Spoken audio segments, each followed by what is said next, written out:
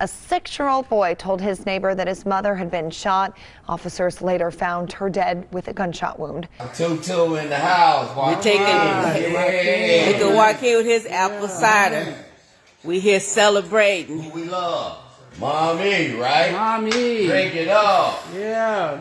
We drink it with him. Drink it up. Period. Yeah. God answered prayers.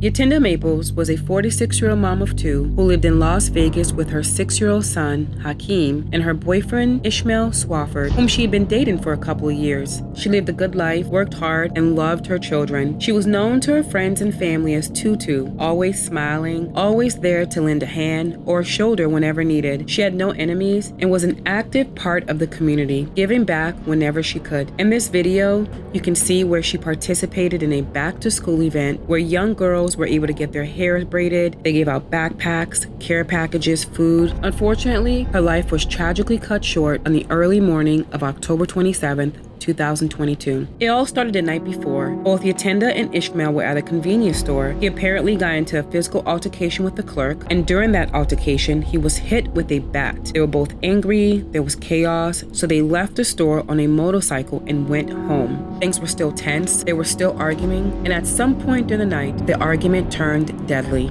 Neighbors said that they heard arguing and loud bangs. There was a lot of fighting and yelling coming from the house, loud enough for the neighbors to hear. All of a sudden, a loud bang. Yetundi's son Joaquin, who was upstairs at the time, rushed downstairs to where the noise came from, only to find his mother's face covered with blood. Ishmael, in a fit of rage, pulled out a gun and shot Yetundi in the head with no regards, no remorse, or no care, instantly killing her. It's late and dark. Joaquin, who's barefoot, scared, shaking and crying, runs across the street to the neighbor's house for help. Confused at who could be knocking on her door at that hour, the neighbor was very hesitant to open her door, especially after hearing the loud bangs earlier. Thankfully, she recognized Joaquin as the polite kid who frequently walked his dog around the neighborhood, and as soon as she opened the door, crying and shaking, Joaquin tells her that his mother was shot in the head and killed. She immediately dialed 911, and within minutes, swarms of police vehicles were rushing to the house. But when they arrived, they discovered the body of Yetundi in her living room, and she was pronounced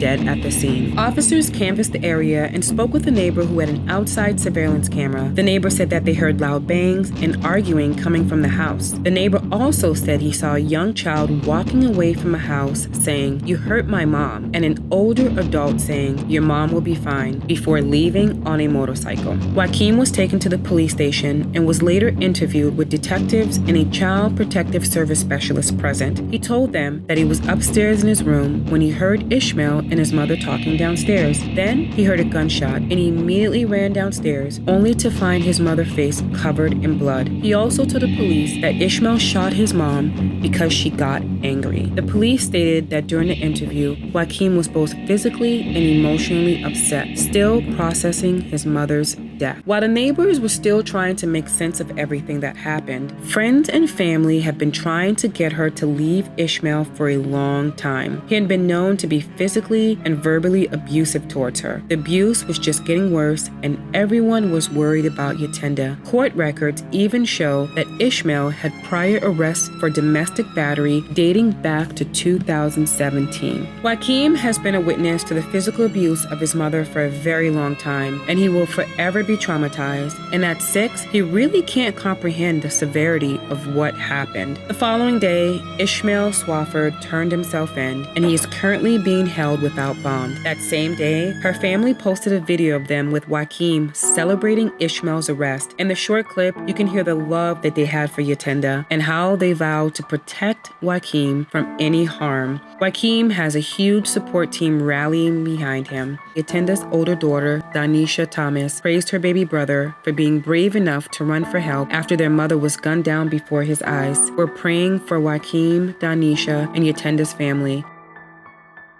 Don't forget to like this video, subscribe to my channel, and hit that notification bell so you don't miss out on any crime news.